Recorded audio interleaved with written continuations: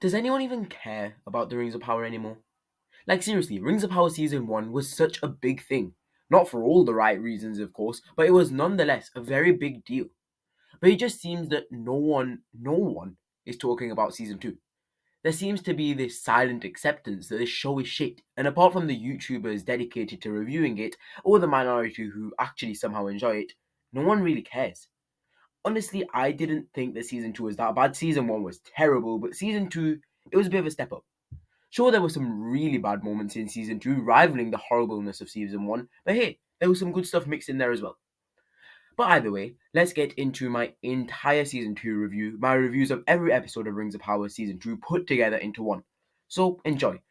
And enjoy seeing the clear fluctuation of my emotions towards the show every single episode, because there's peaks, there's troughs, there's highs, there's lows, there's some really good stuff, then there's some shit stuff. Either way, let's get started.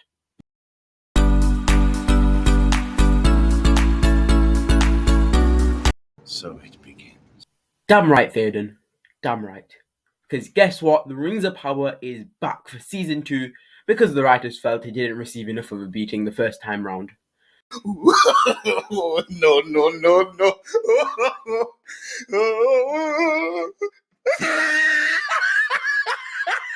And it's been a quiet couple of years for Amazon's Rings of Power since the first season wrapped up in 2022. We heard literally nothing for pretty much the entirety of 2023 and first few months of 2024 before, bam, a couple of months ago, we got our first look at Rings of Power Season 2. Amazon's chance to set it right, to get people on board with this record-breakingly expensive show before it was too late. And you know what? They might actually have a chance of doing that. Because, to everyone's surprise, despite a certain blonde Charlie Vickers' best attempts, the trailers and promo has not been half bad for Season 2 actually. Take note, Acolyte. I would say arguably the gayest Star Wars. I think if I had considered Star Wars. Not it's pretty gay. Look and see the Anakin blowing up the Death Star. Yes. Yes. Sorry, I had to get that little Acolyte jab in. But yeah, Blonde Sauron, Lord of the Wigs, was a shock. Not a good one. But since then, the trailers, particularly the San Diego Comic Con one, have actually been kind of half decent. And I was cautiously optimistic going into the new season. Which is something, because I wholeheartedly despised Season 1 just completely. And that's what we're going to talk about today, Episode 1 of Season 2 of The Rings of Power. And for the most part, I have not been disappointed. It was actually a very, very good first episode, which, to my surprise, was way, way better than I was thinking, even though I did have that optimism there. Which, yeah, did spend some time cleaning up after the mess that was Season 1, but it also set us up brilliantly for what is to come. Some of the highlights of this episode was the music. It was excellent. Brilliant. Bear McCreary really did knock it out of the park for this one. The cinematography, as it was in Season 1, is great. Also, we had a new actor for Adar this season after the actor in Season 1 left, but I can say without a doubt that this guy is just as good, if not better. Also, Adar is surprisingly a very big part of this first episode, and not just that, but his relationship with Sauron also takes center stage at the start of this episode. Also, before we get fully into the review and start really focusing in on the positives and negatives more, I do want to address the whole lore issue, because we all know it by now. Rings of Power chucked aside the law, said no thank you, and changed the entire story to whatever they felt like doing. Which, rightly so, received a crap ton of hate, and it deserved it. The way Rings of Power was advertised as the Lord of the Rings, and telling the tale of the Second Age and how epic it all was, but desecrating everything Tolkien had penned about it, was extremely frustrating to us fans. But, with Season 2 now, I feel like we have to accept at this point the Rings of Power and the creators behind it are not going to change their story to fit the lore and are not going to try and follow what Tolkien wrote. And I guess we just have to accept that at this point and remember that this story is not the true story of Middle-earth or the Second Age and just move on. Try to enjoy and focus on the show for what it is. So with that out of the way, yeah, I won't be focusing too much on the lore issues regarding Rings of Power, even if it is extremely annoying. But if they do make the strange Gandalf, I am going to lose it. Anyways, let's get into episode 1. And we start with Sauron, but in a flashback scene to begin with, which takes up a whopping 20 minutes of the first episode. Which is, yeah, quite a lot of backstory. But again, it felt like they were also at the same time trying to fix a few mistakes and right some wrongs from Season 1 regarding Halbrand and Sauron. How they handled it is acceptable, It's alright. I'll take it. Now, one thing I do find admirable about Rings of Power Season 2, perhaps above most of its good attributes, is how the writers have genuinely improved from Season 1. They've, seemingly at least, taken the advice and criticism on board, seen what they've done wrong, and have undoubtedly improved in some areas, if not all. Sure, the dialogue is still a bit stale, and literally all of the metaphors they try to include to make the show more Tolkien-y, full flat, just dead. But even more luckily, they've held back a bit on those as well. They still improved quite a bit, and that's undeniable. But back to the episode though, and we essentially see how Halbrand comes to be. Jack Lorden plays a younger Sauron who gets brutally mauled to death by the orcs and Adar in what is a horrifying scene, with hundreds of orcs surrounding him and stabbing him from every angle. He then becomes a venom-like creature, which was, a bit weird, and then becomes Halbrand. What was weird in this episode was seeing Sauron, a Maya, essentially an angel, become this venom glob thing or whatever, and then just talking to commoners after he became Halbrand, like a common everyday Joe. Like, seriously, this is Sauron, of all people, and he's just talking to peasants like it's nothing. And it did seem like they were going down the route of trying to make us feel sorry for Sauron and making him a sympathetic character, which I really did not like in Season 1. You know, Sauron is this cold, evil, really, really evil being who instills fear in not just hobbits and men, but also beings, great beings like Gandalf and Saruman, who are Istars, wizards. He's not a villain who you try to make sympathetic, who has a good motive and good intentions in the end and wants to do good. No, that's not who Sauron is at all. The Lord of the Rings is a story of good versus evil, and Sauron is that evil. He is evil incarnate. So, with that said, I was worried and annoyed at what they were doing at the start of this episode, making Sauron sympathetic, a rags to riches story, a character who is betrayed by a man he trusted, and is now working his way back up to getting his revenge. No, that's not what it is, and thank God, right when it seems that they were going down that path, the writers course corrected, and we just saw how cold, cunning, and evil Sauron can be when there's this man stuck with fire blazing him, and basically Sauron, instead of helping him, he steals this nice little pendant he has and takes it, which, was in line for the character, and all that sort of feeling that you were starting to feel for him that the writers seem to be putting in just goes immediately, which I really did appreciate. We also see more of him as a manipulator, one of Sauron's most known traits, as he infiltrates Adar's lair, pretending to be the king of the Southlands. But of course, Sauron being Sauron, manages to escape unscathed, getting the better of Adar after all that time. Moving on then to other elements of episode 1, one aspect that really did stand out, which has also been consistent throughout the show, is the acting. And man, the acting is brilliant. It was easily the best part of season 1, and already it stood out in season 2. Particularly Robert Aramayo's Elrond, he is always brilliant. Charlie Vickers continues to shine as Sauron, although I'm not too excited when he goes all blonde. And Ben Daniels as Círdan the Shipwright is excellent. And Círdan is indeed a new character introduced in season 2, although he is heavily important and featured quite regularly in Tolkien's lore as well. This is his first appearance in Rings of Power.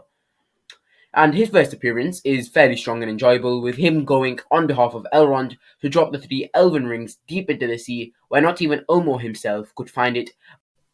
But Círdan fails in this task, mainly because the sea, or rather Ulmo, does not want him to drop the rings into the sea to never be found again, knowing how important they are. And again, as I mentioned at the start of the video, let's cast aside the lore, because we know that it simply will not be adhered to, and this gives us quite an interesting character arc for Elrond in fact, who, unlike Gil-galad and Galadriel, wants to destroy the rings because he believes that in some way they have been corrupted by Sauron, then known as Halbrand. And even though he is eventually wrong about this, I did think that this was a good little arc for Elrond and in line with his character. But of course in the end, the 3 rings are donned by Círdan, Gil-galad and Galadriel, which was satisfying to see them, with all of Lindon lighting, return to its former brightness and light as it is cured, and of course we get that trailer shot with all 3 of them putting their hands together with the rings on it. Also, we cannot go any further without talking about my singular favourite part of episode 1, the music. Because when I tell you it was brilliant, beautiful, enchanting in every way, I am not lying. I'm telling the truth, I promise. Because Bear McCreary really has created an absolute masterpiece of a soundtrack here, particularly with Gil-galad's song we hear towards the end of episode 1 and which features in the credits. It's an absolute delight to listen to. I really do recommend listening to it. And flair play to Benjamin Walker as well. That man can sing.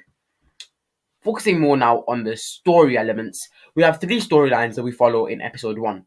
Firstly, we have Sauron, starting with him at the start of the Second Age, where he was supposedly killed by Adar, and we slowly follow him rise back up through manipulation and being one of the best deceivers in Middle-earth.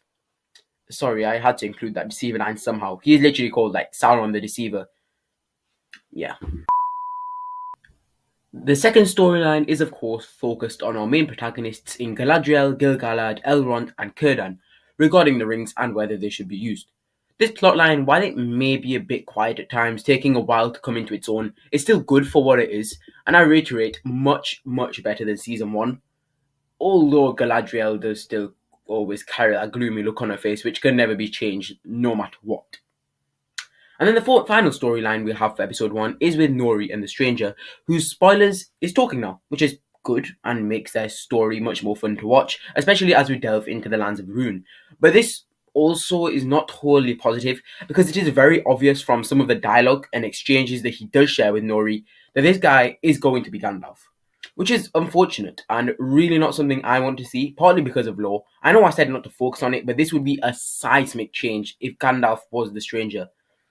And the other reason is because we have a very good opportunity here to see, for the first time, really, something of the Blue Wizards. We know that there were 2 Blue Wizards making up 2/5 of the Istar, with the other 3 being the much more well-known Gandalf, Saruman and Radagast.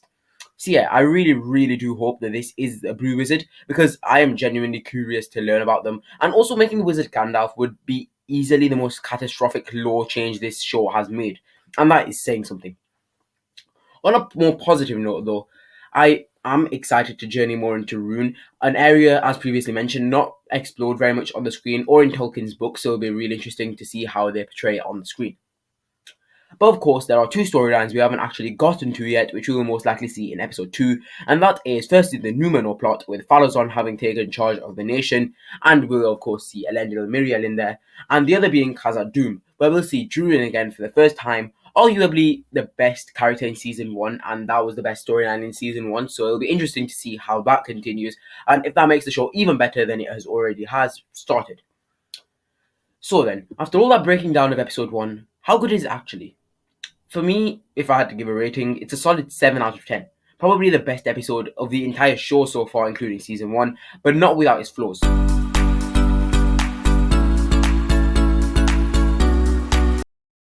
You know, I have to say that after the train wreck that was the Rings of Power season 1, I did not think I would ever like this show, stick up for it, or even want to see any more of it ever again in my life.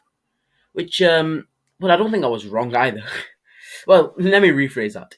I don't think I was wrong about that in relation to season 1, which, yeah, I still feel the same about. I loathe it with intensity. Rings of Power was an abomination of a TV series. The dialogue, the characters, lore infringements, many problems. But as you'll know if you watch my review of episode 1 of season 2 of Rings of Power, which you should definitely check out, I genuinely did unironically enjoy the beginning of the new season, which is in part due to the fact that Amazon and the writers of the Rings of Power have clearly seen the issues with season 1, addressed the gaping holes and improved on them in this latest installment. And also because at this point, I have simply given up on caring about how the Rings of Power constantly ignores and changes Tolkien's lore of the Second Age. Yeah, at this point, I've kind of accepted that they simply just don't care at all. But with that said, I still think that the Rings of Power Season 2 has been fairly decent, and Episode 2 has been, well, it's been alright. Definitely a drop-off from Episode 1, but still nowhere near the level of Season 1 and how bad that was. And I think that's the best way to describe it, just, it's alright. But so then, let's get into Episode 2, which continues on from Episode 1 as we follow our 3 different storylines, one with Nori, Poppy and Gandalf.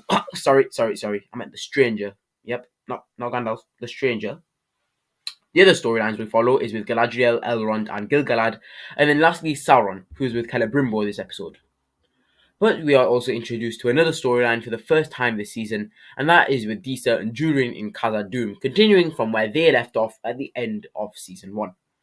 Now, this episode is interesting to say the least, because whilst Episode 1 was a very good start to Season 2 in my opinion, cleaning up from Season 1 and introducing us quite cleanly to new characters and ideas, Episode 2 is more of a quiet one, a bit of a slow burner leading up to the huge twist at the end of the episode, as, spoiler alert, we see Anatar for the first time as he approaches Celebrimbor, with Sauron essentially beginning his whole manipulation of Celebrimbor plan, which, thank God, is accurate to the lore, and I am really excited to see how that goes down. So yeah, this episode is a bit of a slow one, and it does really drag on at points, but it was worth it in the end if you ask me. And before we do get into the episode itself though, one thing I have to shout out, as I did in episode 1, is the music from Bear McCreevy, who is slowly becoming my favourite part of this series. But with that little aside out of the way, let's actually get into the episode as we begin in Khazad-dûm, visiting it for the first time this season. And immediately I do have to say, whilst I enjoy the characters of Disa and Durin, I'm not overly invested in this plotline or really the outcome, even if it does hold quite a bit of relevance since Sauron will be going there later in the season. Although I'm not 100% sure if this is confirmed, but he will definitely tie into the Khazad-dûm plot and be a relevant part of it. And we may also see the crafting of the Dwarven rings this season as well, so that is definitely interesting. So, Khazad-dûm is plunged in darkness after tremors have blocked their sunshafts, meaning not even crops can be grown, which is of course a huge shame and an interesting dilemma for the storyline, but again, I just find myself not being interested at all in this subplot. Aside from the two characters Disa and Durin, I could not care less. And every time we returned to Khazad-dûm this episode, I immediately wanted to leave and return to other parts of the story. And although I do feel about it now, as soon as next episode, this could change, since at the end of episode 2, we see that Celebrimbor, who is now fully in partnership with Sauron/Anatar, has sent a letter to Durin, wanting to meet him. So I am intrigued to see how that plays out. Continuing on to our other storylines then, we have Galadriel, Elrond, and Gil-galad in an interesting situation, as Galadriel, who wants to hunt down Sauron, is understandably not necessarily met with agreement from Gil-galad. Elrond is still a little on the fence about the rings, which I do really like about him. I said this about last episode as well, that if we cast aside the lore and focus on Elrond as a character within this show, it is quite a good arc for him, as he, unlike pretty much all of the other elves, completely disapproves of the idea of using the ring, believing that they have been corrupted by Sauron. And yeah, while he may be wrong, this is a very reasonable approach from Elrond, and I do like that about him. Also, Robert Aramayo does an excellent job of portraying this, and he fits the role just so well if you ask me, even if he is quite different to Hugo Weaving as Elrond. But one thing that has been an issue for me this season, and even more so this episode, which has really been a thorn in this show's side since the very beginning, is the dialogue. This is something I simply cannot get over. It's stale, it's poor, it's dull, it tries too hard a lot of the time, and my word, the metaphors that they try incorporating are downright painful to listen to. It's a trap that Rings of Power has fallen into, that the Lord of the Rings and even The Hobbit managed to avoid expertly, and that is just trying too hard to sound Tolkien-y, to make every line poetic and perfect, every dialogue like a direct line from the books. That's essentially what the Rings of Power is trying to do, but it just does not work. For example, the writers incorporate so many poor, just awful metaphors, trying to make it sound like Tolkien, but they overshot it completely by, quite a lot. For example, just listen to this. If we move swiftly, we may be able to crush 2 spiders with 1 boot. Seriously? Just seriously? Now, we all know the line, kill 2 birds with 1 stone. In fact, it's a line very occasionally used, and it sounds much better, much more natural as well than crush 2 spiders with 1 boot. It's just poor writing, and it bogs this show down so much, to the point where it becomes difficult to listen to. This is something that I really did dislike in season 1 as well, where the dialogue just lacked emotion. It wasn't natural, and it definitely didn't captivate you like the Lord of the Rings was able to. It was at a point in season 1 where it was almost as if the actors instead were just reading lines of a piece of paper, and it definitely doesn't help the actors when you give them lines like these, which just sound so unnatural, even for creatures as ethereal as the elves. It does not take the eye of an eagle to see your thoughts have flown far afield.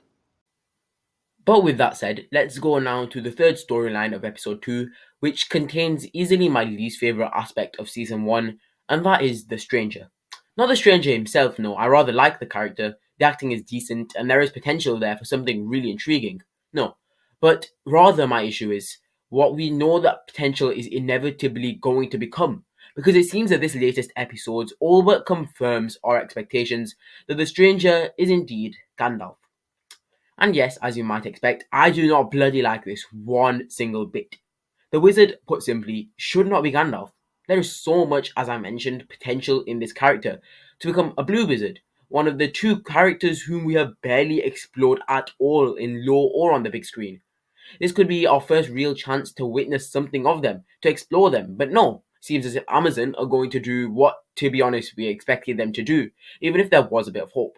They're going to go with the old nostalgia baiting and trying to rope in more of the casual audience and say, look, it's Gandalf everyone, you haven't seen him before, look at this. Which, yeah, infuriates me. Partly because of how cool seeing a or both the Blue Wizards would be, and also because of how badly this would contradict the lore. And again, I know that in the first video I said we'd try and avoid complaining about the lore as much as possible, but this really would cross the line from Amazon's point of view.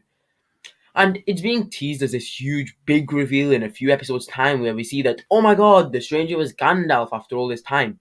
But the amount of foreshadowing we've seen, and hints so obvious you still know what was going to happen even if you watch the entire show with your eyes closed. It's ridiculous, all of it. For example, in one scene, the stranger needs to, but doesn't want to, do magic. When Poppy asks why, Nori, in the most subtle way possible, says that he needs a gun. Seriously? Seriously? That's how you're going to do it? It's so obvious, so painfully obvious what they're doing here that it's embarrassing. So he needs a gand, does he, Nori? Not a stick. Interesting, a gand. I wonder what that could mean. You could have easily said a stick, but of course we have to go with a foreshadowing. It's so obvious, it's horrible. Son of a... Anyways, sorry about that little rant, but we are not done with ranting because we are not moving on from this storyline in which we have another wizard, a dark wizard, related to the three mysterious creatures defeated by the stranger in season 1. And it seems though I am quite a bit less sure about this, that this dark wizard could prove to be Saruman, which I mean, come on, that's just ridiculous. There really is no need for that. Like, I get that Sauron was evil and all in the Lord of the Rings, but that was after he was corrupted by Sauron. He was never always evil. So the fact that this dark wizard might actually turn out to be Saruman, and that they're going to try to pull that with the stranger, making him good or something, it's just ridiculous. But I wouldn't put it past Amazon, to be honest. Although one theory I did see on YouTube, which I really do like, is the other evil dark wizard is actually the second blue wizard, with the stranger being the other blue wizard. One is good, the other evil, and then the stranger converts, or rather just convinces the dark wizard to become good somehow, and he becomes a blue wizard, which is the origin of the two blue wizards, not Saruman and Gandalf, because as I have reiterated many times that before, that just would be downright stupid. Anyways, moving on from that plot, extremely annoying plot, we have the last storyline, and also the one with the biggest payoff in this episode, and that is the storyline with Sauron and Celebrimbor, who, after initially not treating with Halbrand after giving Galadriel his word, is kind of manipulated and lets Sauron in.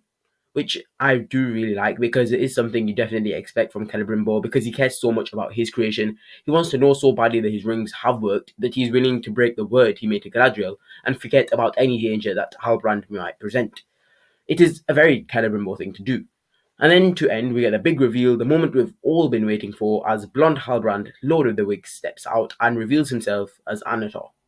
Now this could have gone south very quickly if somehow the characters didn't recognise Halbrand simply because of a wig, but the way it's been handled is pretty good, with Celebrimbor knowing that this was Halbrand, but through Sauron's manipulations now believes his lies that Halbrand has indeed been sent by the gods, an emissary of the Valar. And that is the end of episode 2 of season 2 of The Rings of Power. Was this a good episode? Well, it's debatable. It's slow and it does drag, and the not so subtle foreshadowing to the stranger being Gandalf, mixed in with the horrible dialogue, is making me want to throw a brick at my TV screen. But apart from that, The Rings of Power Season 2, Episode 2 is decent and continues on from the good start that Episode 1 made. Overall, I'd give it a 6 out of 10, obviously a bit of a drop off from the first episode, but promising, and the end of episode is as a good sign for what is to come.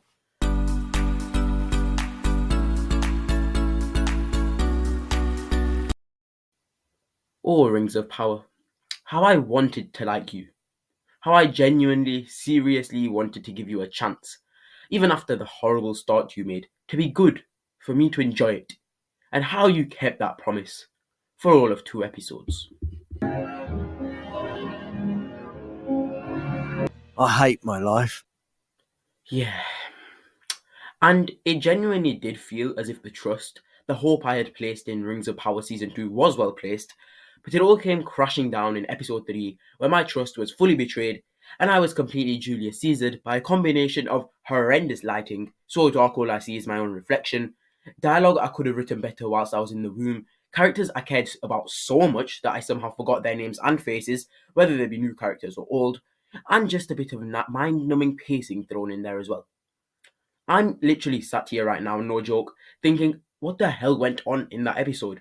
And that is partly due to the fact that literally nothing did happen, even over the course of an hour and 6 minutes. And also in part to the fact that I legit was falling asleep halfway through. I just don't understand how this has happened. We had such a strong start. I was praising it, really enjoying it in the first episode. Sure, the second episode was a bit dodgy, but the third episode, well, it's just better not to say anything. Put it this way, if the Rings of Power was a roller coaster, then the entirety of season 1 would be the part where you slowly, very slowly, trundle forwards at the beginning of the ride, waiting to take off, but for some reason, it's taking an inch. Then with episode 1 of season 2, we shoot up and the ride, delayed though it may be, finally begins, and for the most part, it's fun. Episode 2, yeah, sure, we have a little dip, but nothing too concerning. And then episode 3 comes around, and we're falling to the ground and are plunged all the way into darkness. And with the way that the show seems to be going, we may never resurface from out of the darkness. Which, funny I mentioned that, darkness, because my word, this episode does not want to seem to leave it. It's actually a joke. It's ridiculous how dark this episode is. I honestly cannot see anything. Fighting scenes, sitting around the campfire scenes, talking scenes, rescuing scenes, everything is intent on being as dark as possible. And Harry Potter and the Deathly Hallows did it first, Rings of Power, and it did it better. And this isn't really a gripe with the content of the show itself. Actually, you know what, it is. And in fact, the only solace that we ever get is either when we see Druin's beard or when the adverts come on Prime Video. And do not get me started on that, because ads on a streaming service you pay for is unbelievable. Unbelievable. What have we come to as the human race? What dark times do we live in that we have ads, 3 ads per episode, mind you, for a streaming service that isn't free in the first place? Did you see what I did there with the dark pun? Get it?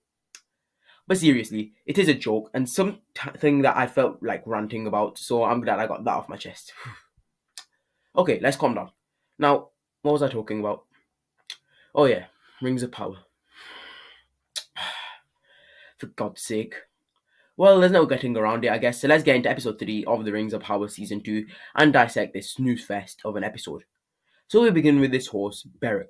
No, not Brago from the Lord of the Rings. I know they look similar and have similar names, but holy crap, I just realized that they might actually try to tie these two characters together as if they're like very, very, very, very distantly related. You know, only by a couple thousand years. I really hope they don't do that, and I don't think they will, because it's just completely nonsensical. But considering some of the other nonsensical stuff Amazon have done in the past on this show, I would genuinely not be surprised. Anyways, finally back to the episode. He finds and rescues Isildur, who, surprise, surprise, is not dead. Okay, can we talk about how unfathomably stupid this is? Just come on. Essentially, in season 1 of this show, the writers pretended to kill Isildur off and ended the season with him not returning, so we all thought he was dead. But I mean, just how stupid can you get? Even the most casual Lord of the Rings fan knows the name Isildur, how he is the one who defeated Sauron in the War of the Last Alliance. You're not fooling anyone, Amazon. So why they spent so much time pretending like he was dead, trying to build tension even in this episode, is beyond me. I've already had enough, and we're barely 8 minutes into the episode. To the 1 hour and 6 minutes episode, might I remind you. I just don't understand either where all that positivity we had from the episode, where is it gone? What happened? From episode 1 and 2, all of it just disappeared. And I'm actually just astounded at how fast Rings of Power has managed to turn it around for the better, and then around again for the worse, 2 hours into the show. Now can we please get on with this episode? So Isildur is rescued, whatever, it was gonna happen anyways, and we are now in Numenor, where what's her name, and what's his name, and what's that guy's name, they're all plotting against Miriel basically, as they seek to supplant her with Pharazôn, and I just don't care. And also part of what makes this episode in particular so bad for me at least, is that the characters in these episodes are ones who I not just don't care about, but they are also the characters who I actually wouldn't mind shooting through the head so I can get them off my screen. Arondir, the elf who has such a lack of variety in his facial expressions that he actually provides competition to Morphid Clark's Galadriel in that sector. Then we have Theo, who I actually don't know what to say about him, so I think that says it all. Then we have Bronwyn, who she's dead. I'm not kidding. I was so confused for a minute as to why Bronwyn was dead, but it just turns out that the actor didn't want to continue on in season 2, so good call on her part. The rest of these actors need to do that, man. So she's dead. Then we have Farazon, an interesting character in lore, and his family who... Yeah. Who the hell are these lot? That's probably my main thought right now. So yeah, not very good, is it? I mean, this episode really is scraping the bottom of the barrel with these lot. Forget that, actually. It's picking splinters off the bottom of the barrel with these lot. But now then, let's go back to how we usually do these Rings of Power reviews and go through the different storylines we have in this episode. So we firstly have Isildur's storyline, where he is rescued by Beric and then found by Theo and Arondir. This storyline is pure torture. It is impossible to get through, just the pure boredom induced through the scenes with Arondir and Theo, some of the most dull characters in TV history. It's really a struggle. And I never really enjoyed Theo's character, or Arondir's for that matter, and my word, they are not any better this time round. We are also introduced to this fine lady who stabs Isildur in the leg. What her name is, I cannot tell you, since they probably mentioned it once, and that one time they did mention it, I was half asleep. She just shows up at points through the episode, not really doing anything, and sharing her sob stories, and I still can't see anything! Sorry about that. Also, someone please tell me her name. Actually, you know what, I really don't care, let's just keep moving. We then have Durin and Disa with their own quiet little thing going on in regards to the Dwarven Rings of Power, which Celebrimbor has suggested, and I am telling you, when I say this is the only interesting thing that happened in this entire episode, I promise I'm not lying. And even that storyline is just pure boredom. I forget it, this entire bloody episode is absolute rubbish, why do I even bother? Moving on, then we finally have our Numenor plot, the first we've actually seen of the Numenorians in season 2, and finally, I can actually see something, so you know what, I'll just take it. But again, it's the same old issue which has been plaguing the show from the start. Two things in particular, and that is dialogue and characters. Characters in the sense that the only individual who I even have the remotest interest in as to how he develops as a character is Farazon. And that's mainly due to the lore as well, as we know that he was the last leader of Numenor and his desire for eternal life caused the destruction of Numenor.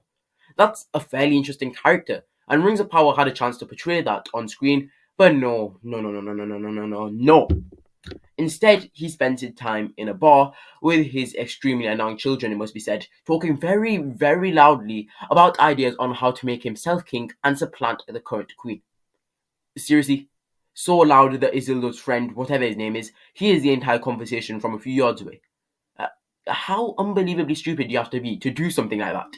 If talks like that wouldn't go down well over here in the UK where we all hate the government, how on earth is it going to go any better in a place like Numenor where they take the whole monarchy thing very seriously? You don't talk about that very loudly with hundreds of other people in the same bar as you. Actually, scratch that. We hate the government so much over here, we'd probably be applauding anyone who actually had the balls to do it. But yeah, plot convenience once again takes charge. In the end though, Miriel is indeed supplanted at her own coronation, no less, as Farazon is chosen by an eagle and everyone suddenly makes him king. I actually can't believe what I'm saying right now. That it just sounds so dumb. So yeah, that is episode 3 of the Rings of Power. A much more negative review, this one, compared to what we've had so far, with the first 2 episodes being decent enough. But my word, this third episode was pure rubbish. I hated the characters, they bored me out of my mind, every single one of them. Isildur, Arondir, Theo, Farazon, Farazon's friend, Farazon's daughter, Farazon's son, who, oh my god, needs a good punch to the face. Even the bloody horse was boring this episode. The only thing I liked was the Anatar and Celebrimbor relationship, as they worked to convince Durin and Disa to make the Dwarven Rings. But other than that, there's not much at all. And I suppose that this episode did have to happen. We did have to have an episode where we focus on the characters such as Isildur, Arondir, Farazon's crew, all the ones we really don't care about. But it's not just that. The show is horrible to look at firstly, with half of these shots being complete pitch black. The characters are boring, as I've mentioned multiple times. The dialogue is once again so horrible, and plot convenience takes charge. Overall, this episode, I'm afraid, is not getting any higher than a 3 out of 10, because quite simply in the end of it, it does not do anywhere near enough to justify a gargantuan 1 hour long episode. And I still don't know her name! I think the one solace, one positive thing I can say about this episode is that it does tee things up nicely for Durin with Celebrimbor and Anatar for the creation of the Dwarven Rings, and I am thoroughly excited to see the outcome of that. So who knows, maybe this episode was just an outlier and we can get back to the better times in the next episode. We can only hope.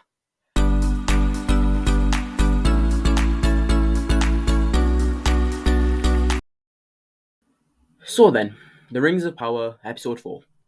What to say about this episode, huh? Because this was a hard one. This was a difficult one to get through. Yeah, sure, there was good in there, namely Ents and Entwives and Ents and Entwives. Oh, and Tom Bombadil, everyone. Yes, that's right. Tom Bombadil is in the Rings of Power. Oh, God! No! God, please, no! No! Not exactly what I imagined, to be honest. But hey, it is what it is. And it's not very good. But don't get me wrong, there was some half-decent stuff mixed in here. The only issue is that there is way too much bad stuff in there that we barely notice the good bits. Okay, but seriously, other than Ents, what was genuinely good about this episode? I keep asking myself this. I mean, there were Entwives. And Ents. Ents! Do you ever say a word so much it doesn't even feel like a word anymore? Because I literally cannot think of anything other than Ents. I think that's what's happening to me right now.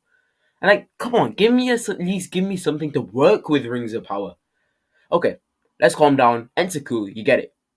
But did I mention the Entwives? I'm so sorry about that. I'm just annoyed, like very annoyed, viscerally angry, because I just can't get over the bloody stranger.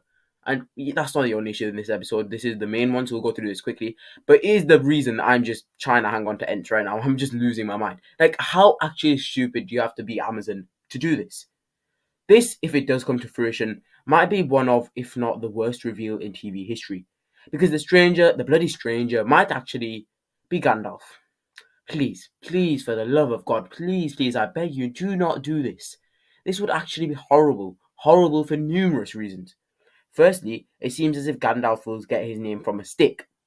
Secondly, it has been so obvious so far what they're trying to hint to, what they are trying to tell us, how they're trying to tell us who he really is, that at this point it's ridiculous. It's not even called being spoon-fed. It's called having unfiltered rubbish forced down your throat every week by $1 billion studio who can't hire competent writers if their lives depended on it. Thirdly, it would actually just decimate Tolkien's lore, blast it into smithereens if this dude is Gandalf. Just listen to this, from the official Tolkien Gateway website. Gandalf never went to the east, and apparently restricted his activities to the westlands of Middle-earth, where the remnants of the Dunedain and the Eldar remained to oppose Sauron.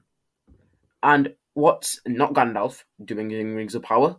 Exploring the east, Rune more specifically, which is in the east. We also know that he departed Valinor to Mithlond in the year Third Age 1000, so nowhere near Rings of Power in terms of time. At Mithlond, he was welcomed by Glorfindel, his friend from Valinor, who was sent to Middle-earth earlier on a similar mission, and Círdan the Shipwright, who possessed Narya, one of the 3 Elven Rings of Power, which you also see in the show Rings of Power. You get what I'm saying here. What Rings of Power is doing here with not Gandalf is just butchering the lore. And even though I said in my earlier videos I would try not to talk about the lore and try to focus on the show on its own, this is really pissing me off.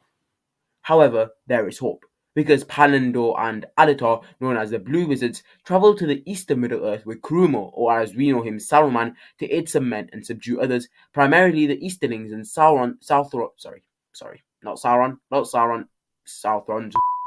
who worshipped Sauron, and whose numbers were steadily increasing. This, whilst it's not really what not Gandalf is doing, aligns in some ways, as he is also travelling to the west. And as I've said before in my other reviews of Rings of Power so far, that not Gandalf being a blue wizard would be amazing to see. It would be brilliant, and exactly what the show needs to revitalise it. Because I tell you, Ents ain't doing the job on their own. And neither are the Entwives. Okay, I'm really sorry about this. Back to what I was saying, yes, this would be huge for Rings of Power because we have never seen blue wizards before. There is so much to be explored in this area of the lore, and though their life is mapped out quite well by Tolkien in lore, it's not being portrayed for much on the big screen, giving the writers a chance to show these characters to how they see fit, and not overshadowed by the same characters being huge individuals in the Lord of the Rings and the Hobbit movies. But Rings of Power do as Rings of Power does, and Amazon do as Amazon does, and there really is not anything we can do about it other than sit here in our dark rooms on our own and make angry YouTube videos about it. Anyway, let's dive into episode 4 and take a look at the different storylines we have in the newest episode of Rings of Power. Can you see how I'm trying to sound excited? I promise you I'm not. Firstly, we have Galadriel and Elrond with their merry band of merry elves doing Avengers poses and being badass. Go guys! I've really lost the plot bit, haven't I? I'm so sorry for this. So yeah, they're travelling through the lands to Celebrimbor so that they can warn him of the danger and the threat that Sauron poses. Now, if you ask me to describe the Rings of Power series in one word, I would most likely say boring. Simple. It's just simple as that. It's so boring. Sure, there are a couple other words that you could use. Unfaithful, incompetent, sure. But boring is definitely the most fitting, just because of how hard it is to get through. And I think that perfectly describes the storyline with Galadriel, Elrond, and the merry band of merry elves. Boring. I literally had to Google what they were travelling for. I did not know. They meet the Barrow-wights. One of them dies, God knows who, and then Galadriel has her Aragorn moment when she sacrifices herself for the ring. Please stop trying to copy Peter Jackson. And so ensues perhaps the stupidest battle sequence I've ever seen in my life, which Peter Jackson would not do, just for the record. You know, you get that one, Rings of Power. But seriously, just look at this. Oh no. Oh, no, no, no, no.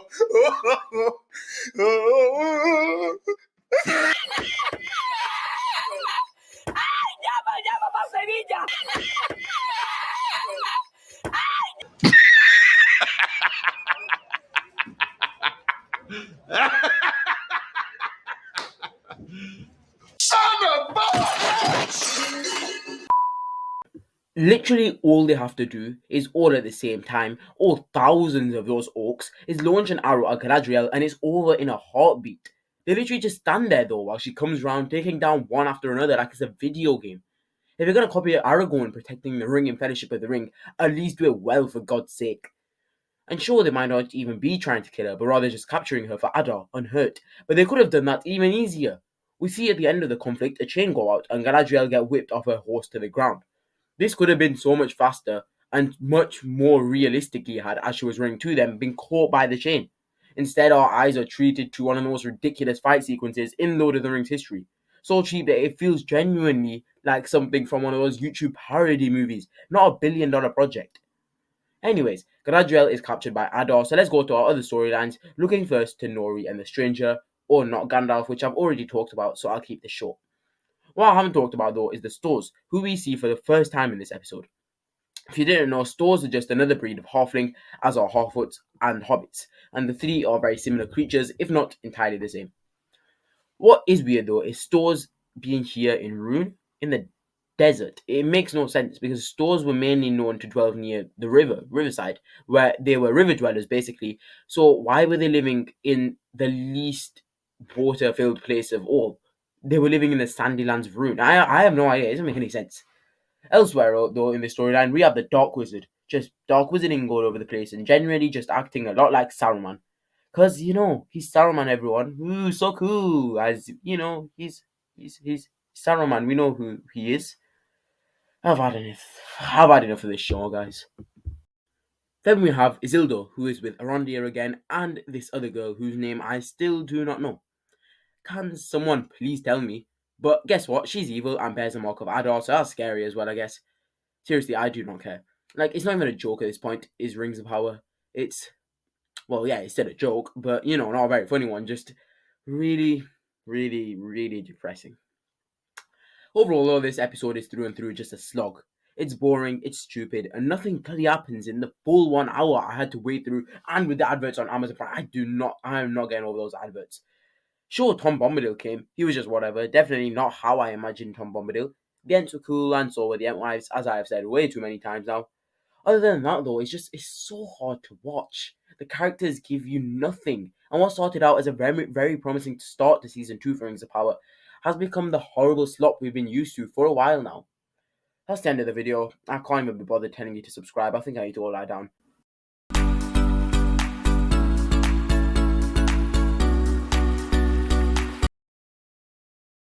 The Rings of Power Season 2 has been a bit of a roller coaster to say the least. It started off on a nice high after the complete shambles of Season 1, but since those first 2 episodes of the new season, I think it's fair to say that things have not exactly gotten better. The introduction of all characters in Episode 3 with Farazon, her, whoever he is, and him as well were a useless waste of screen time. I still can't remember their names. And we essentially went back to the same old Rings of Power that we know. Just depressing. But Episode 5 completely shakes up, moves forward the plot in big ways as things really do start to ramp up. Also, without a doubt for the better, the storylines of the Nori and the Stranger and Isildur and Arondir have been axed for this episode, which is good because, quite frankly, I could not care less about them. For this reason, the show is much more evenly paced, and I have to say about that, the one aspect of this episode that improved the most in this particular episode was the characters.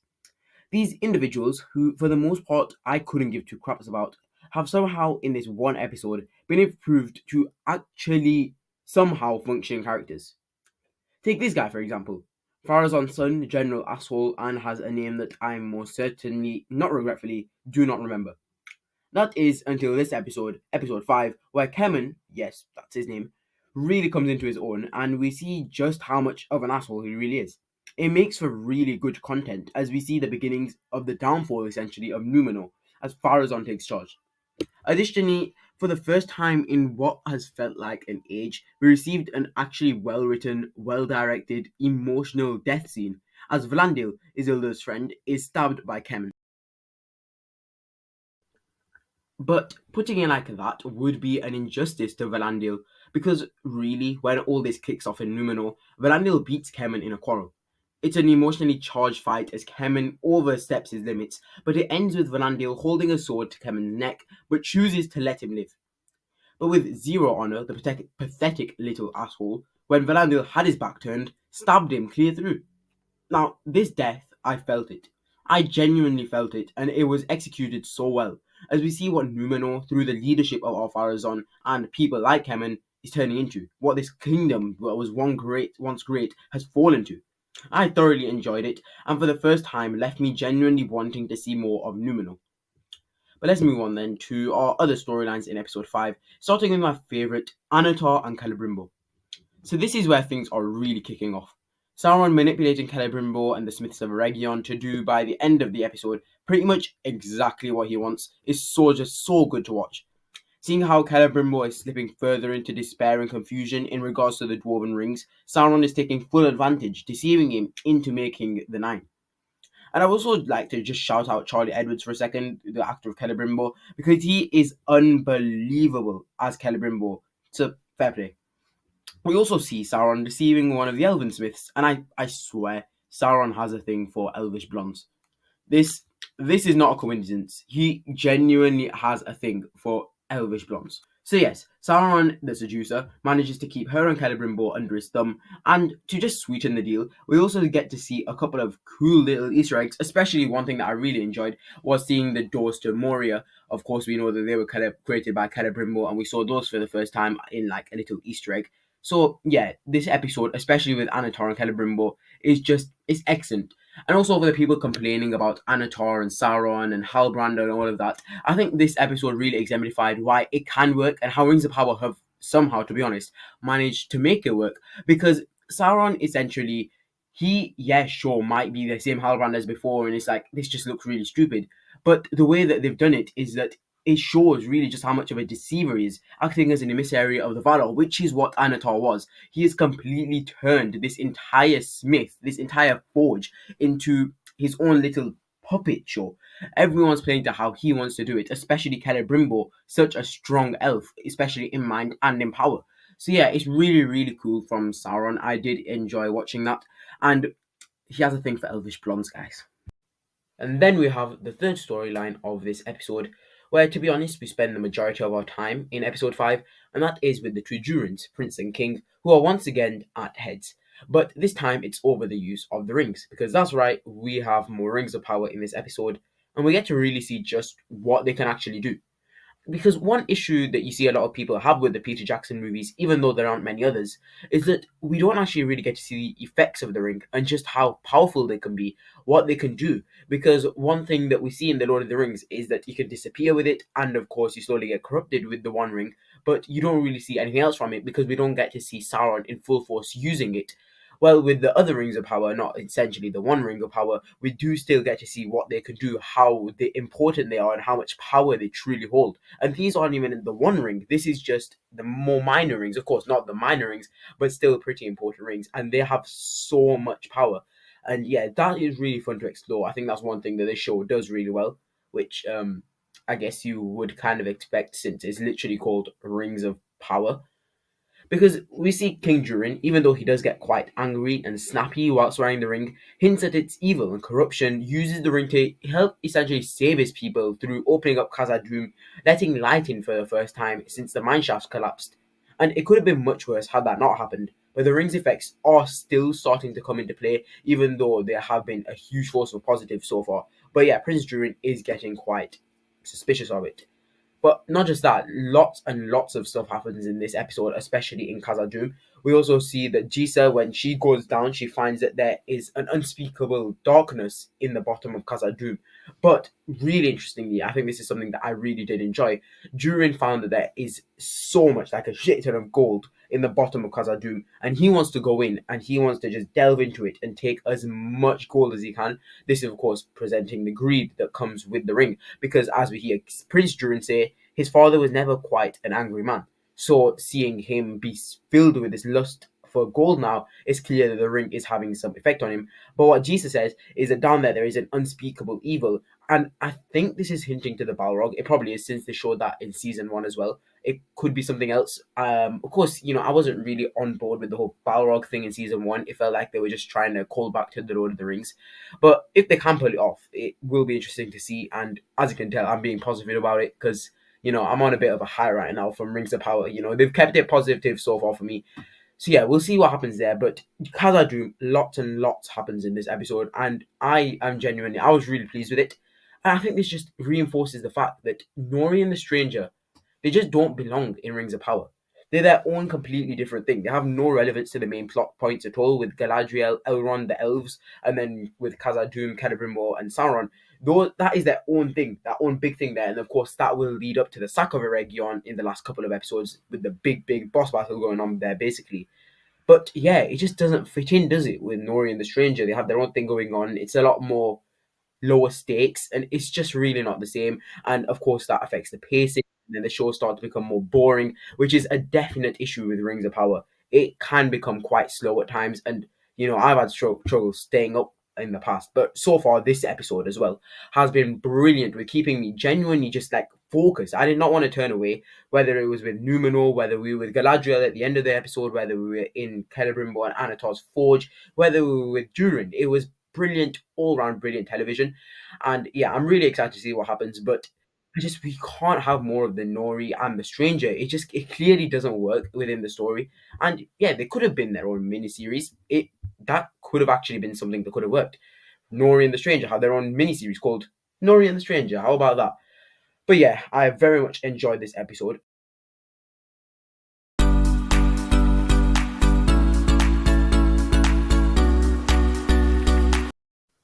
Well, it's that time of week again, huh? Yep, it's time to talk Rings of Power once more. This time with episode 6, which, just right from the beginning, I will say has to be one of the most mediocre episodes of the series so far. Like, there was some good stuff, there was a usual load of crap, and there were some things in between, and that's pretty much it. And then, of course, there is the Stranger, once again, just being Gandalf and Gandalfing all over the place. No! God, please, no! No! Sorry, I don't know why I said that. That just sounds really weird now. Anyways, a lot does actually happen in this episode, with so many things going on in so many different places. Firstly, the one that I want to discuss first is, as you might have expected, the Stranger. Which, yeah, we're still going to go on ranting about that. Because, no, I am not over it. And I'll tell you why. Because it just gets worse with every single episode that he's there. The also secret hinting is just, it's horrible to listen to. Every single line that refers back to Gandalf's old character, and it's just like with every single one of those you hear, it's like, please, no, no, no. Because it's just like, you know what they're going to do. I mean, Tom Bombadil quite literally says to the stranger, the line we all know from the Fellowship of the Ring, one of the best Gandalf quotes we've ever heard. Many that live deserve death, and some that die deserve life. Can you give it to them, Frodo? Many that die deserve life. Some that live deserve death. Who are you to give it to them? Yeah, that may actually have just sealed the fate for the stranger and destroyed any last remaining hope we had, or at least I had, that the stranger could be a blue wizard alongside the dark wizard we saw a few episodes ago. Okay, I tell a lie because I have to admit that I do kind of still have hope for it. Don't get me wrong, I have next to no hope it will happen, but nonetheless, I cannot stop imagining how cool it would be to actually see a blue wizard. But yeah, him and Tom Bombadil, who is still in this show, I guess, have one last conversation before he mysteriously disappears. Now, I just want to talk about Tom Bombadil because in the first episode we saw him. I didn't really go into too much detail about it. I think that was episode 3. But I do want to address his character now. Because I'm just going to put it out there. I am not a big fan of the portrayal of Tom Bombadil in this show. Yeah, sure, there are thousands of years between Rings of Power and the events of The Lord of the Rings. But it simply doesn't feel like the Tom Bombadil we know. And yeah, it was almost going to be impossible to portray Tom on the big screen. We all know that. And I think it's the main reason why a lot of people aren't too unhappy about him not being included in the original Peter Jackson films, because he is that hard to represent on screen. Such a hard character and such a hard soul to capture because of who he is. An individual, one singular individual, so different from the rest of the world, which is for the most part, at the time of The Lord of the Rings at least, fraught with peril, war, strife, and every other hardship. Yet here you have this kindly, joyous, and carefree spirit, so detached from the rest of civilization, so unique in every single way you could imagine. And to be painfully honest, I don't think Rings of Power has done him any justice whatsoever. Firstly, I think this is a pretty small one. His clothing is just off. Sure, he has the hat and the blue shirt, but that's like about it. Half the time he's not wearing the hat and has a very worn blue shirt. Mix that in with Tom's face in the series always being pretty stern and serious in the couple of episodes we have him. Well, it's pretty clear where Rings of Power went wrong. But yeah, as usual, the stranger plotline really just giving us absolutely nothing, zilch, detracting from the main plotline, wasting time, and making me care less and less about it every single episode. And like I said, this joyous, carefree spirit, completely different from the rest of the world, just singing all the time.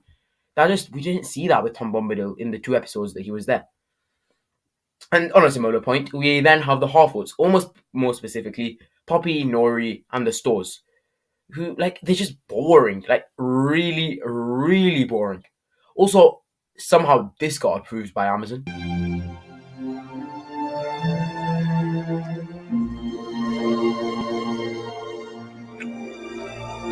No, God! No, God, please, no! No!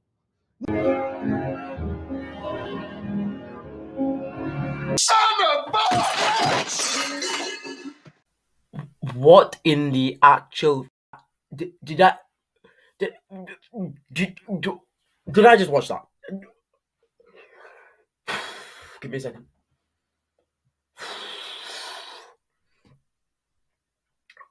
That was actually horrifying.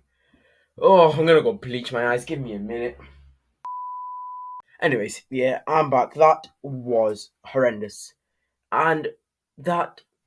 It was horrendous. That was horrible. Honestly, just watching that, I had to look away. Like, that was horrible to watch. Poppy and Merrimack, after knowing each other for what, a day or two? Ooh. Please, let's never do that again. This is the first time I think we've ever seen a case sexually in Lord of the Rings, in Rings of Power, and it was not nice. Anyways, back to the point. Yes, we saw the Stores, and it was useless. Like, they just do nothing. I think this is one thing that we've seen a lot with the Stranger and with Poppy and Nori, which is something that I touched on last episode, is that they just don't belong in the story. Every single time we come to them, they just barely do anything. And what it ends up doing is really, really slowing down the plot. It breaks your immersion. Because when you have actually good things, interesting things going on with Durin, with Anatar, and Celebrimbor, maybe less so with Galadriel, but still better stuff going on over there this season. It's interesting, and the story is really starting to ramp up as we lead up to the sack of Eregion, which we'll also touch on later in the episode. But then you come to Nori, Poppy, and the strangers just out of nowhere doing their own thing, and it just breaks the immersion completely. And yeah, if you did watch the last episode, my episode 5 review, then you will know that what I did say was they could just have their own mini show. They do not need to be included in Rings of Power. They have zero relevance to the main plot points. They're completely useless in every single way when they are on screen, and are just boring. They're an eyesore to this series, which, whilst it's slowly starting to try to improve, especially with storylines like Numenor really getting interesting now, this just gets worse and worse every single episode somehow. And it's the same with Arondir, Isildur, and what was her name again? I don't care. And the other girl who Isildur fancies, I guess. Anyways, yeah, and with them, they haven't been in for a couple of episodes either, so clearly Amazon have realised that needs to be sacked off. That's not working. So yeah, they need to sort this out, and I just don't enjoy the Nori and Poppy plotline. They're doing nothing, and please do not have another one of those scenes again. Oh, that was horrendous. But yeah, that wraps up pretty much everything going on over in Rune. Still no idea why stores are in Rune, but you know, it is what it is at this point. And also, we didn't see any of the Dark Wizard in this episode. I thought he would be more of a central character to their plot point, but really in that storyline, like I said, just nothing going on whatsoever. But that's most of the negatives out of the way, so let's get to some of the positives of this episode and start with what is slowly starting to become my favourite part of this entire show so far, and that is Celebrimbor and Annatar, their relationship. Of course, Halbrand being Sauron. It is a really interesting storyline because Celebrimbor, we know what happens to Celebrimbor. He's a hugely successful smith, and he slowly starts losing it as the rings he starts to create them, and especially these 9 rings. It's really taking a toll on him. And whilst I understand this, I'm a big Tolkien fan, I get it. I really do get it, you know. Like, they're not exactly sticking to the rule. Things are going completely different directions from what Tolkien wrote, but they're doing it well. They're not breaking the law and just making crap television. This is okay. The relationship, the chemistry that Annatar and Celebrimbor has, whilst they may not be best friends, it's a really interesting dynamic as that's being explored more and more each episode. And as we see him, like Annatar, just coming fully into the Deceiver arc, which is of course a big part of Sauron's character. He's called Sauron the Deceiver for a reason. Yeah, really starting to see Annatar sowing the seeds of doubt in the minds of not only one of the smartest, most intelligent elven smiths of all time, really, but also the smaller smith. It's really interesting. And also, the episode ends on a great high with not only Annatar from inside Eregion manipulating the people inside Eregion, he has also somehow managed to get Adar, his enemy, to do exactly what he wants him to do. He wants Adar to attack with his enemies, his full force of orcs, to attack Eregion. And somehow, it's so annoying, but so brilliant. Sauron, or Annatar, whatever you want to call him, has managed to con Adar into basically going with full force attack into Eregion.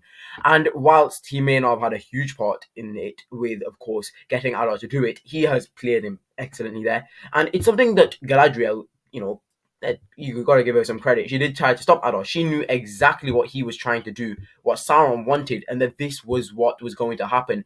Because she knows right now that if Adar attacks Eregion, Sauron is gonna be chuffed. That's exactly what he wants.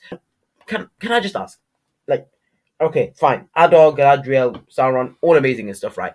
But where on earth is Celeborn? Like, I thought he would have turned up in the second season. Where is he? Is he just gone? Is he just like not in the lore at all of the Rings of Power show?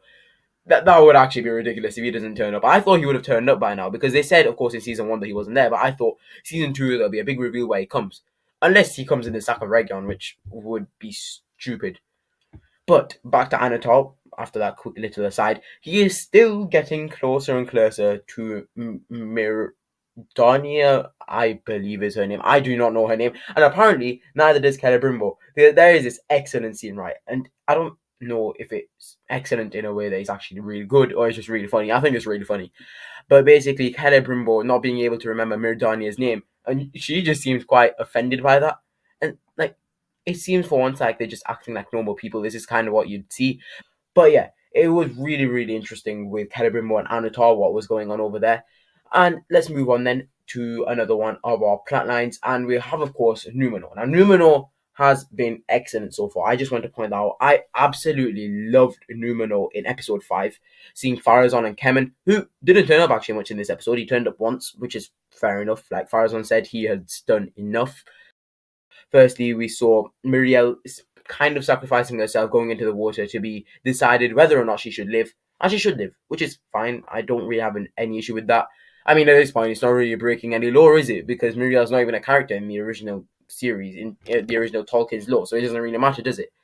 But yeah, Numenor was decent, and I really do like the way the episode ends. It's basically the start of the sack of Eregion, where Ador's full legion of orcs, like there is a lot of them, go and attack Eregion, and of course we see how Anatar has deceived Celebrimbor into believing that all is well, but really there is carnage, absolute carnage ensuing outside as the battle starts. Yeah, it's really written well. Although the fact that there were so many thousands, possibly hundreds of thousands of orcs just waiting outside of Eregion and none of them noticed is a bit confusing.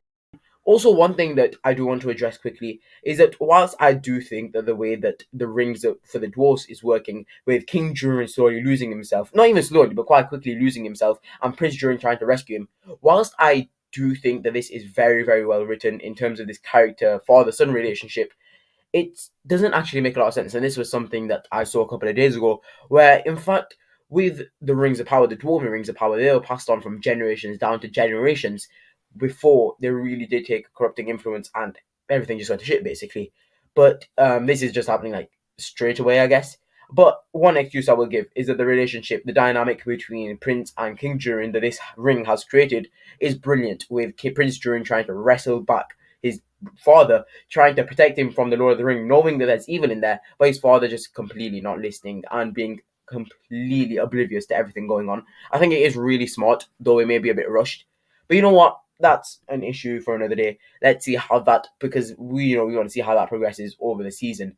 But yeah, it is a bit rushed. I don't mind it at all, though. It has been brilliant, and I want to end off this episode by saying that overall, Rings of Power Season 6, fine. Like, I don't have any issue with it.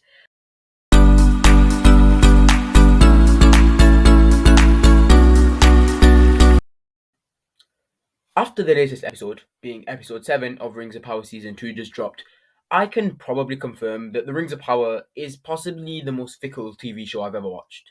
Fickle? Is that the right word? Volatile? Is that better? No, I'm really not sure about that one either. But basically, what I'm trying to say is that with Rings of Power, each episode is such a coin flip as to whether it's good or absolutely shit. And I can say with full confidence that episode 7 of the Rings of Power Season 2 is on the good side of things. There were a few hiccups, some quite controversial moments which we'll get into definitely, some really cool ones, some really stupid ones, and some really fun ones. But overall, episode 7, it was pretty good. It was an entire 1 hour and 10 minutes of fighting, of course being the Siege of Eregion. Siege, sack, Battle of Eregion, whatever you want to call it. That's what we almost exclusively saw with this episode, with a couple trips to Durin in the middle of it. And usually with these Rings of Power episode reviews, we talk about each individual plotline, or storyline rather, one by one, discussing what was good and what was bad about each. But since this episode really was just one big battle with lots of different storylines coming together, we're just gonna go in head first and just see where we get. So the first thing I want to talk about is Celebrimbor and Sauron.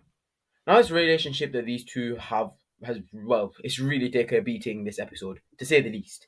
Celebrimbor finally manages to see past the deceit and cunning of Sauron, discovering who he really is. But yeah, so Sauron and Celebrimbor, their relationship that was, it was confusing. It seemed that Celebrimbor, even though he did still believe that Sauron was an emissary of the Valar, didn't fully trust Anatar. And it's clear now that we knew that Celebrimbor, at least in some corner of his amazing brain, didn't fully trust, what we would call Anatar, but of course he didn't trust Sauron. And this is something that I do like, because a mind so smart and intelligent as Celebrimbor, being one of the smartest minds the Elvenkind has ever known, you'd kind of expect that he would know that Sauron is Sauron. You'd think that he would be able to see past Anatar's disguise. But the way that they have done it is really interesting by saying that Celebrimbor, he knew in some part of him that Sauron was Sauron, but his ambition and his greed well, not necessarily greed, but his ambition to become better, to become one of the best craftsmen out there, is what let him continue going and just completely put the Sauron bit to another part of his mind, which is really well done. I think that it's definitely very reflective of Celebrimbor's character in the lore as well. It definitely does track with that, because in the lore we of course know that he was a very ambitious person. He wanted to be one of the greatest craftsmen out there, and it does work. I really do like Celebrimbor's character, and Charles Edwards is brilliant in this episode.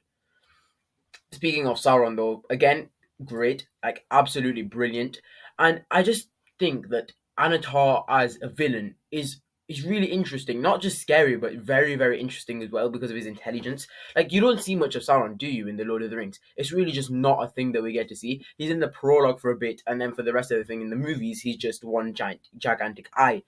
Overall, one of his best abilities is getting people to do exactly what he wants them to do. Because remember, he doesn't have the One Ring right now, and the One Ring, as we know in the Lord of the Rings, gave him a lot, and I mean a lot of power.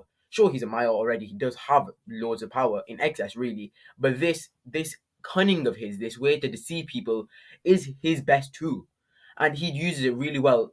On, like I said, one of the greatest minds in Celebrimbor. So yeah, their relationship in this episode, whilst it does take a beating, is brilliant, and consistently throughout the show. I've said it, I think, in every single episode. I have loved Celebrimbor and Anatar, their chemistry, their dynamic. Every single time we go to them, that is quite usually a highlight of the episode.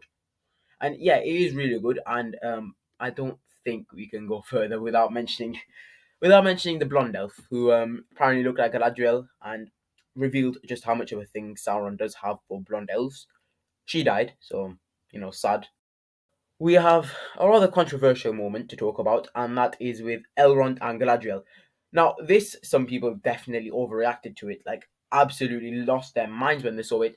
But we see basically Galadriel being captured by Adar. Of course, that happened a couple of episodes ago. And Elrond, when they're marching into battle, sees that Galadriel is captured and decides that, well, we can't go into battle because I don't want Galadriel to die. So he has a talk with Adar, but then at the end of it decides that he is not going to give over his ring of power. He will just unfortunately have to let Galadriel die. And the last thing that we see between them, or supposedly the last thing that will happen between them, is we see Elrond go up to Galadriel and kiss her. And yeah, that would have definitely enraged quite a few people, seeing as Elrond actually ended up marrying Galadriel's daughter. So, does it make much sense? I mean, definitely not. Is Celeborn alive? Yes, probably. Would he approve? I don't think so. Would Galadriel even want it? I don't think so. Although it did seem like Elrond did do it of his own accord. I don't think Galadriel really wanted to. It was still a bit confusing. Like, I really just don't think that they should have done it. But I am glad to say they did redeem themselves afterwards, where it turned out that Elrond, it might have just been for this, but it could have also because he genuinely does like Galadriel. He got as close to her as possible and handed her a pin, which he was able to use to, of course, escape her shackles. It's interesting, and it was controversial. Like, people did not like it, I don't think. But let's move past that now and go to another part of this episode that I really, really do like, and that's the battle scenes. The battle scenes, honestly, really, really good. Just really, overall, really impressive. And yeah, it's fun. And one thing that I absolutely loved, is this one shot over here. We'll just play it. It's this one shot of all the elves that are remaining. And there are barely any of them. Barely any. 30 maximum. I really can't count. There's around 30 of them, and they're all beaten up, shook after the battle. The most prominent fighters there are Gil-galad and Elrond, obviously, and Elrond is really badly shaken up. And you've got these thousands of orcs coming at them with Adar at the front. And of course, I think that one thing that we can all agree on is that it did definitely have some feeling towards it, or it did call back a bit, maybe not intentionally, to Captain America in Avengers Endgame. This is an analogy I made in another video, but this was really, really reminiscent of it, and it did definitely remind me when Captain America, on his own, might I remind you, goes up fully beaten to face thousands, probably even millions of Chitauri, and face down Thanos himself with a broken shield and probably completely broken morale. How he does that was, of course, huge bravery. We all looked up to that, and I think the Rings of Power also did that pretty well. So, props to that. Very well done. Arondir died. This was a bit of an interesting one because I have absolutely hated Arondir's character since day one. I just so boring, so monotone. The whole Black Elf thing, you can get over that. but oh god, he is such a boring character. I don't think I've ever seen him on screen once and actually genuinely enjoyed it. But his death scene to Adar, definitely, it made me feel a bit of a pang. I don't want to admit that I felt sorry, that sad that he died, because I've just hated him this entire time. But you know what? Now that he's gone, I don't think I'll ever think about it again. I don't think I'll lose any sleep over Arondir dying. It is what it is. We move past it. But yeah, like I was saying, not much else really happened this episode. But overall then, I really did enjoy Rings of Power Season 2, Episode 7. It was really strong in pretty much all aspects. Sure, there might have been a couple of questionable things, like Galadriel and Elrond kissing, but you know what? We get past it. Because Celebrimbor and Anatar absolutely loved it. Adar going to attack Eregion, the whole sack of Eregion battle, which of course will continue in the next episode, was pretty strong as well. I did enjoy it. And it felt like we're really keyed up nicely now for the last episode, being episode 8, which will come out next week, with, of course, Elrond being captured by Adar, and then you've also got Galadriel, who is free, and I'm guessing she's going to do some amazing things. And I'm guessing that Galadriel will just do her usual girl bossing thing, but it is what it is. And Sauron, I am really, really interested to see where they take it in episode 8. So yeah, lots to look forward to in the last episode of Rings of Power Season 2.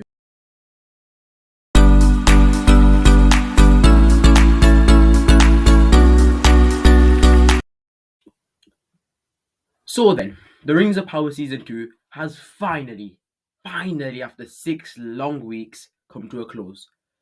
And you know what? For this one, I am not even going to hide it. I'm just going to tell you straight. It's terrible.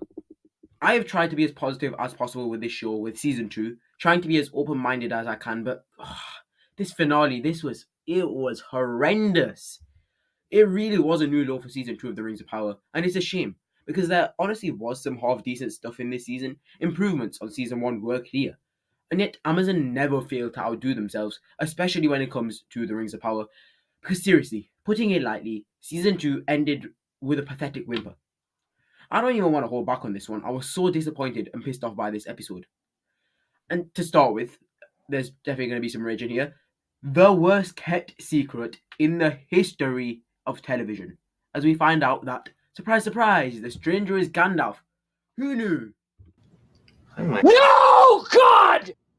No, God, please, no! No! I hate my life. Couldn't have been me. Could not have been me. Oh, I hate this show so much. I just don't understand. Why?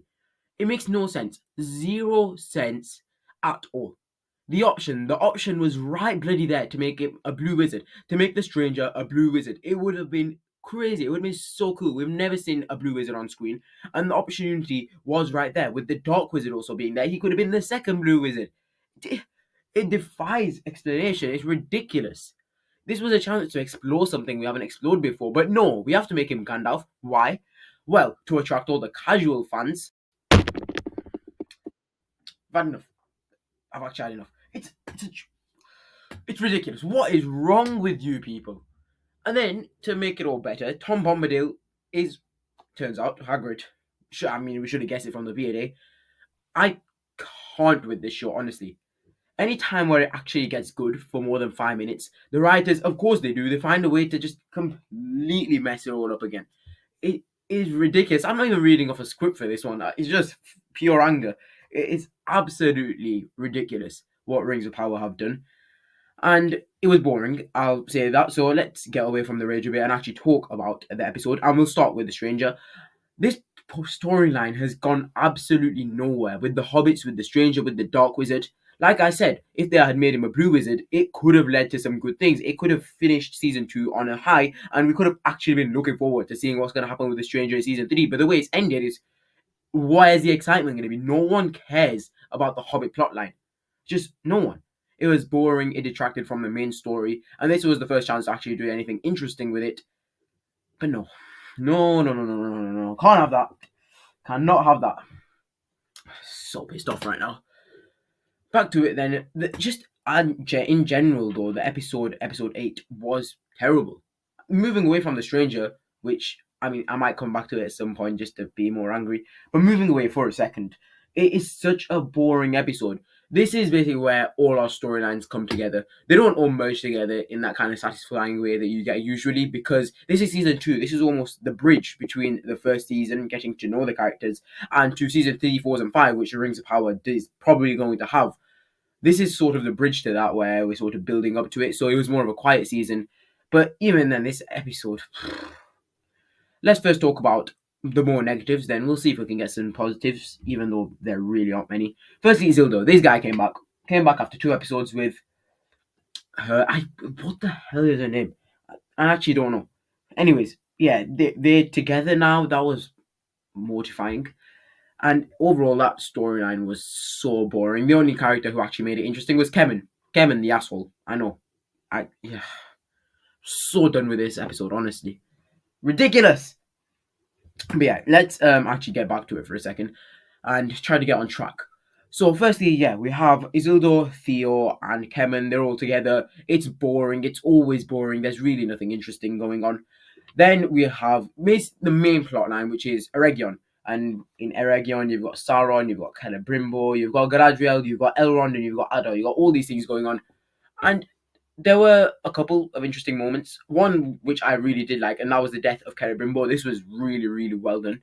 Because we know from the lore originally that the death of Celebrimbor, it was gruesome. It was bloody. It was horrible. It was not a nice way to go out. In fact, Sauron actually used Celebrimbor's body as a banner, I believe it was. It was gruesome. If you actually look it up, then you get some of the art for it. It really is. I mean, you could say it's cool, but it is definitely, it's horrible. And of course, Rings of Power weren't going to go that far, but they did get pretty close. Sauron taunting Celebrimbor almost in his final moments. I really did like that, because of course, the way that their relationship worked is they almost became friends. They were, of course, partners in their craft, in crafting the rings, and it fell away, really, didn't it, at the end? But there was a sense of belonging there with Sauron, almost like he was friends with Celebrimbor and he belonged in that workshop.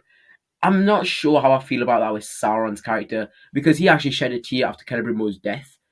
Is it right? Should it have happened? I don't know, but then again, who cares with the Rings of Power anymore?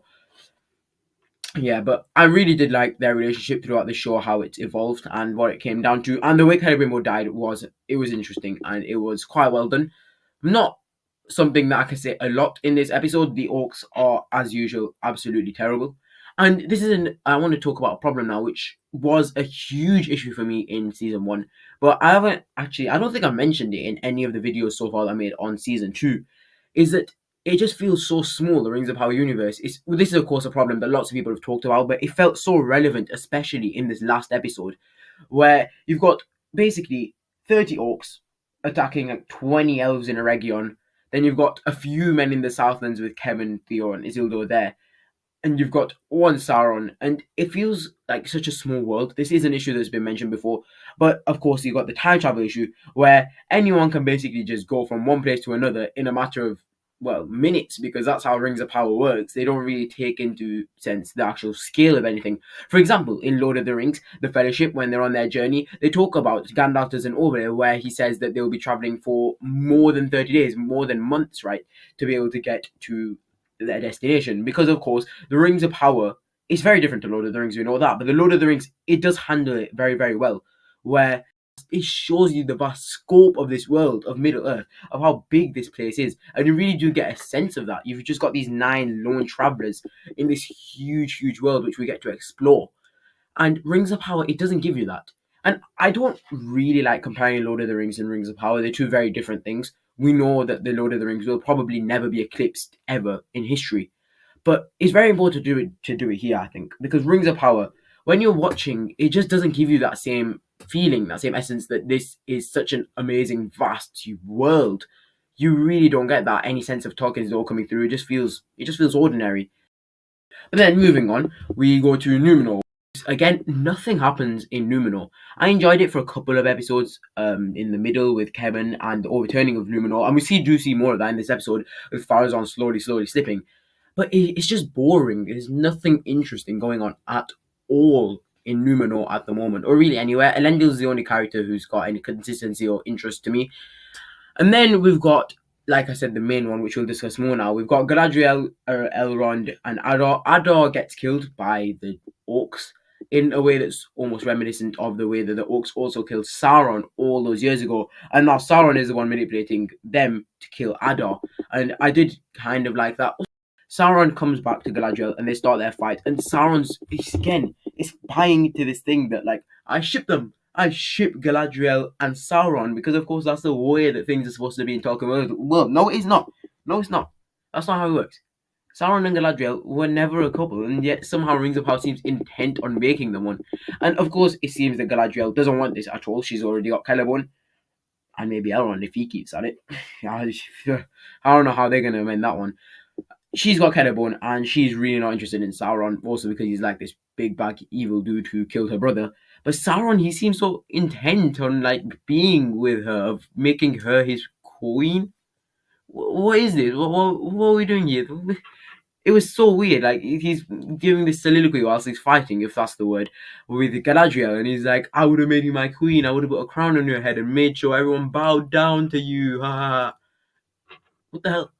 It makes zero sense. Why are we still doing this? Why are we still shipping Galadriel and Sauron? It pisses me off, really, it does. But overall, then, yes.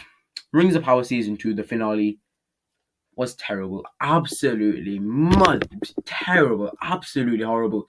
And I keep on using the word absolutely. It really is. It just really annoyed me, this episode did. Because Rings of Power Season 2 it's had some highs. I do not want to deny that. It had some highs. It was disappointing. I don't think any of us can deny that. But overall, Season 2, it was so much better than Season 1. It's a shame how it ended. But I do hold hope for Season 3. If they do continue this sort of upwards trajectory, we could be in for something special in Season 3. Not holding out too much hope, but, you know, if there could be something, there could be a couple of little nuggets that will be interesting. But yeah, thanks for watching. That's really the end of it. Also, do look out. In a week, I will be putting every single Rings of Power review into one, with also a little segment at the end reviewing Rings of Power Season 2 as a whole, more in full. But yeah, thanks for watching. That's the end of this video. Make sure to do look out for that one and subscribe. You know, we're a growing channel. It would be hugely helpful if you do subscribe. Just one simple click, so that we can continue. I can continue to make more videos on not just Rings of Power, but loads of other subjects that I do want to talk about: Lord of the Rings, Star Wars, Harry Potter, everything that I do love. So yeah, subscribe. Make sure to like the video. Well, that's it for Season 2 of Rings of Power. It was okay. The last episode was terrible. That's pretty much it from me. Darth Sauron, out.